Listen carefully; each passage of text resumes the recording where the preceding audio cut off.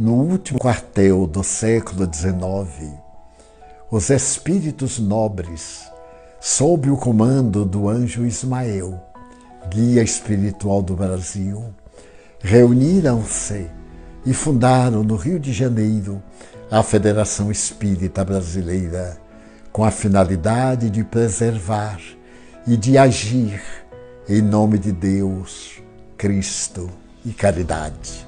Desde então, pessoas dedicadas ao bem reencarnaram-se como espíritos espíritas para propagar os grandes ideais dessa entidade mãe do movimento espírita nacional. Por 2 vezes, o venerando espírito Dr. Adolfo Bezerra de Menezes Cavalcante, ainda no século XIX, dirigiu-a com a sua humildade, que logrou unir aqueles que se dedicavam à divulgação da palavra de Allan Kardec, quando dificuldades de relacionamento se apresentaram.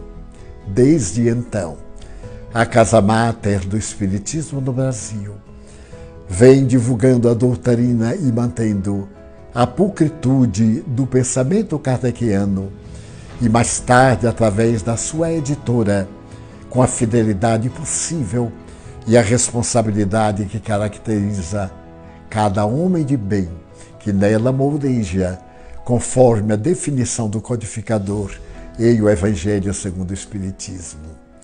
Eu tive a honra de conhecê-la por volta de 16 de janeiro de 1951, quando era presidente, o farmacêutico Dr. Antônio Vantuil de Freitas, o admirável construtor do departamento editorial que nos tem oferecido um número de obras, principalmente as de Kardec, que surpreende e comove. Em todo esse largo período, a Federação e os seus membros têm se destacado pela fidelidade aos ensinamentos evangélicos, mantendo silêncio quando este se faz necessário e propagando em altas vozes, utilizando-se de todos os meios possíveis de divulgação da doutrina libertadora que os imortais nos trouxeram. Nestes difíceis dias que vimos atravessando, a casa de Ismael é um porto de segurança para nós, todos nós, que nos unimos em nome da caridade, a divisa maior da doutrina espírita, procurando fazer que a Terra alcance o seu fanal de mundo de regeneração, conforme previsto pelo codificador na grande obra A Gênese. Saudamos nesta instituição a grandeza de alguns sacrificados, porque nos períodos difíceis que atravessou o país, a FEB, como é chamada carinhosamente, sempre se manteve fiel aos postulados, especialmente quando na ditadura getulista houve uma ordem ministerial para que os espíritas fechássemos as nossas instituições. E o Dr. Antônio Vantuil de Freitas, que a mim me narrou, foi visitar o então presidente da República, Getúlio Vargas, e solicitou-lhe que esta Casa de Jesus, dedicada ao bem e à paz do Brasil e do mundo, tivesse as suas portas abertas com todo o movimento espírita na terra do Cruzeiro.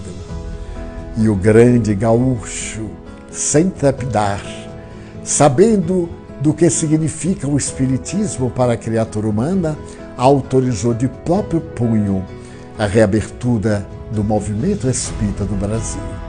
Quantas bênçãos, quantas dificuldades em torno da proliferação do bem e da manutenção da verdade. Durante o período em que as obras de Humberto de Campos, através da mediunidade do apóstolo Chico Xavier, vieram à Terra para comprovar a imortalidade, a Federação Espírita Brasileira, sendo levada aos tribunais, soube reagir com dignificação, e o seu médium, diante de um público na sede da mesma federação, psicografou do querido espírito Humberto de Campos, página de inestimável valor que lhe confiavam a autenticidade. E o defensor da Federação Espírita Brasileira, o eminente advogado espírita, conseguiu isentá-la de qualquer punição que naquela época a família do extinto desejava.